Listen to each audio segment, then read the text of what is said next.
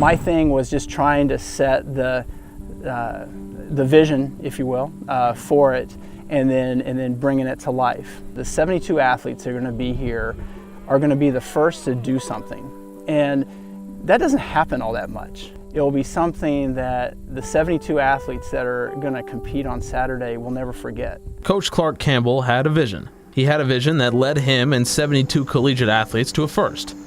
This first came on the open waters of Lone Star Lake, a lake that Campbell himself used to train on over 2 decades ago. I actually base a lot, when I was a professional athlete for about 4 of the 7 years, I was in Lawrence. And so I would come out here and train a lot of open water, and it's a really good location for running and cycling as well. So I'd come out here and train quite a bit. Campbell's background in open water swimming and a connection with former Kansas swimming coach Gary Kempf brought him back to Lawrence as a coach. It was then that Campbell's vision, now 14 years in the making, began. He dreamed of transforming Lone Star Lake from a relaxed recreational spot 30 minutes west of KU's campus to the site of the first ever National Collegiate Open Water Swimming Championship. Enter Libby Walker, who was not even born when Campbell's love of open water swimming took off during his pro triathlon career, and was still a toddler when Campbell took over the KU program. Walker is KU's only swimmer with much open water experience. She competed among the world's best in the U.S. Open Water Nationals last year in Florida. An event that was outside the Olympics, the most competitive 10K ever in the history of the sport, because a lot of federations like Brazil and Canada and Italy used that race as their Olympic trial race. And so we had the best in the world at that event, and she held her own and did really, really well.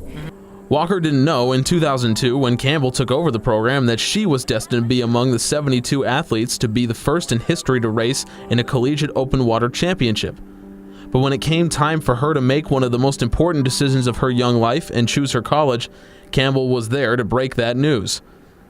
Clark he called me up one day, and I was actually at work, and I remember he left me a message and he goes, "Hey, you got to call me, I've got some really cool news." So I called him when I got back, and he was like, "We're going to be hosting the first ever collegiate open water." And at that point I was pretty excited. Fast forward to September 17, 2016, when Walker, her 4 KU teammates, and 67 other collegiate athletes took hold of the starting dock for the first time. It may be cliche to say the moment represented more than the start of a race, but this moment truly was a first.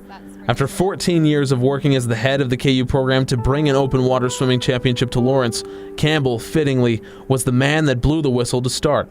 And like I said the other day, when that last guy hit the pad and we were all good, it was a big sigh of relief, and very happy the event went off the way it did.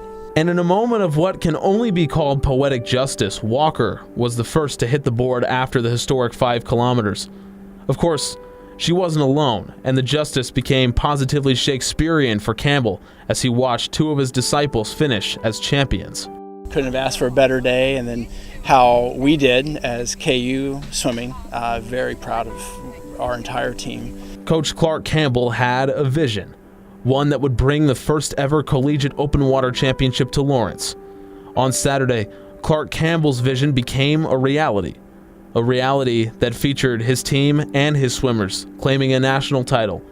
But perhaps this is one of those times when the moment is bigger than the title, because next year there will be a new champion, and one day there will be a new championship venue, new faces that hold the plaque. But through all of that, there will still only be one first.